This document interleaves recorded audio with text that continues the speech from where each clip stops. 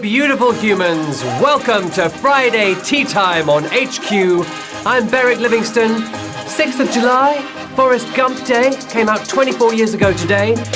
HQ is like a box of chocolates. You never know what you're gonna get. I know what you're gonna get. 12 candid questions ranging from simple to so hard. A tasty prize of £1,000, which you will win or split if you get them all right. All served with a healthy helping of facts for roughage. And I'll be your side order of cheese. Let's eat. Q1. What is the name given to an individual who forms his or her own business? Emu. Entrepreneur. Eric. Let's get straight down to business with this cue. Well, they sure run around like a bunch of headless emus, but the apprentice candidates prefer to be called entrepreneurs. Yes, from the French meaning to undertake, same root as enterprise, 82,451 if you got that right. So you have done well. An entrepreneur is someone who jumps off a cliff and builds a plane on the way down, said Reid Hoffman. Let's fly on to Q2. Which of these British monarchs first signed the Magna Carta? King John, Queen Elizabeth III, King Charles V? A royal question for Q2.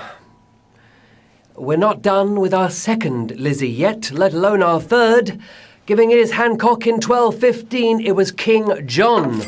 Also known as Bad King John, but that was a good answer, and 38,496 if you got it right. My goodness, we lost 44,000 this early in the game on Q2. I think you were thrown by those names there. Queen Elizabeth III, we haven't had a British monarch called that. King Charles XV, yeah, I guess you have to know your British history if you're going to get that one right. Sorry, you've all gone away, but the rest of you, 38,000, have pushed on through. This is an interesting game. Let's see how it goes as we move on to... Well, let me first tell you a little bit more about what's happening in the next few days. The quarterfinals of the World Cup are on, of course, and to prove we're not just insanely England-centric, we got a Twitter poll running. So far, Uruguay is the team you most want to go through today. I don't know if that's tactical or francophobic voting, but we have a World Cup special, as you may have heard, coming up tomorrow at 2 p.m, which is in time for the England match just before it. We've got a £5,000 prize, and it will be a fully themed show with some tough football questions. It'll separate the football lovers from the football dahlias. And now, let me say a quick shout out to Natalie Wise. Apparently she hates it when I say, it's coming home! But it is, though. It's coming home. So Natalie is coming home! Also, hello to Andrew Derrick, who has turned 100 and never misses a game. Hello from your grandson. And to Tom and Karis, who are married today, congratulations to you both. On to Q3. Which of the following is a Winter Olympic sport? Reindeer wrestling, beach volleyball, alpine skiing. You're in with a sporting chance. If you went for beach volleyball, then you've clearly been out in the sun for too long.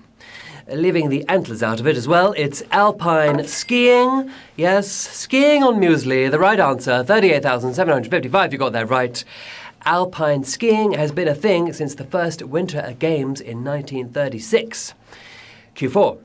A leap day falls in which calendar month? December, February, August. Leap for victory, and then you can jump for joy. We get an extra day every 4 years, but who gets the Brucey bonus? Still coming up short, it's ickle February.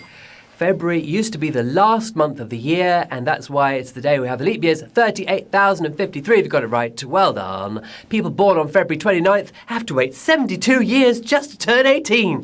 Poor loves. Q5. Which of these movie directors had a UK #1 single in the 90s? Danny Boyle, David Fincher, Baz Luhrmann. All about the pop charts in this game. They've all killed it at the box office, but who slayed the music charts as well? We're talking about the great behind Gatsby. It's Baz Luhrmann. Bazinga for 15,614 of you. We lost 22,000 there. You know, these questions are really almost savage. We've lost so many people so early in the game. I'm not going to call them savage because the numbers aren't quite there, but still, pretty tough. Pretty tough on my shows. No messing about. Baz Luhrmann's spoken word track, Everybody's Free to Wear Sunscreen, ran to 7 minutes. And there's a little under 7 minutes left to get your mitts on £1,000. So come on, let's go on to Q6. In which country is the port city of Santander? Spain or France? I'm talking about Santander. There's a Santander at the end of my road, but we are after the port and not the bank, and you will find it in Spain. Claro está, it's España. 14,159 of you knew that. Well done, you geography buffs. Santander is the capital of Cantabria. It's full of lively ATM queues and tranquil hold music. And now, Q7. Which artist inspired the design of the jungle scenes in Madagascar? Henri Rousseau, Paul Cézanne, Claude Monet. It's a jungle out there.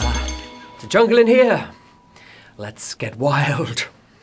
Picasso said, great artists steal, but whom did DreamWorks duplicate? Never leaving France or visiting a jungle, it was Henri Rousseau. Known as a primitivist, but nothing primitive if you got that right about your answer there. 5,820 if you got it right. We lost 8,400 of you there. Yes, the animators wanted to simplify the jungle, and Rousseau's large, naive paintings were ideal. Something different. Let's go on to Q8. Which of these terms describes a fear of stairs? Geoffriophobia, Bathmophobia, Stasi-Bazi-phobia, or Stacy-Bacy-phobia. Call it what you will. Bungalows look cute, but who sees them as a necessity?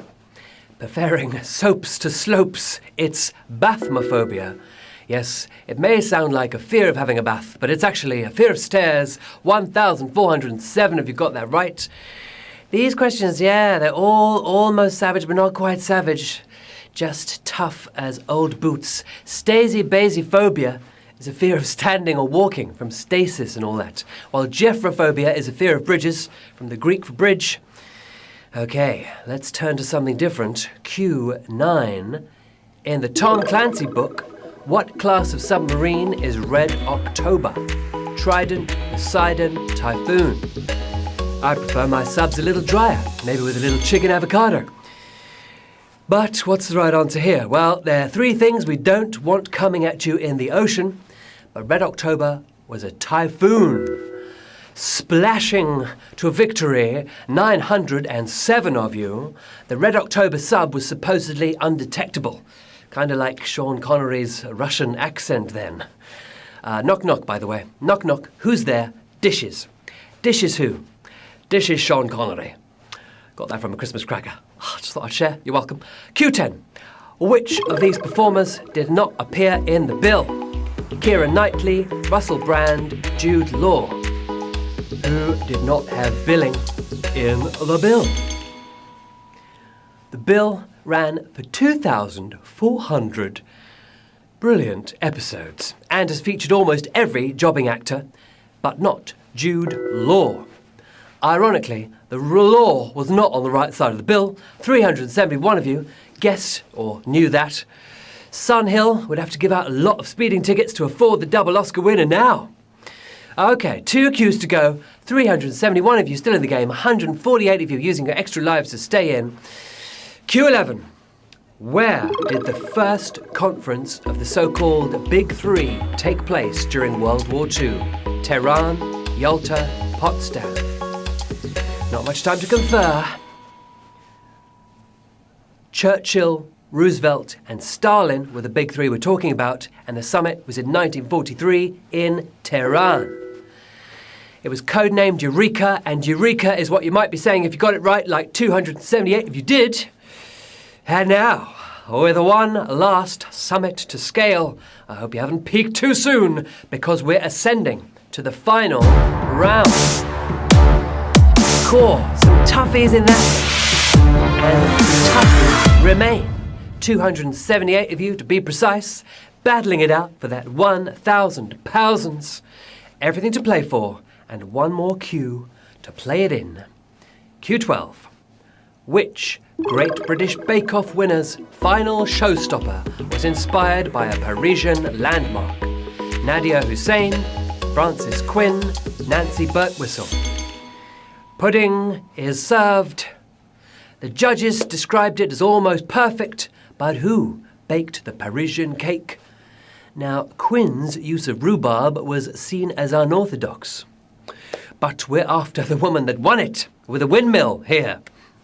She made a fantastic Moulin Rouge creation, and come what may, it's Nancy Birtwistle for the win. And we have 93 windmill winners today. Well done!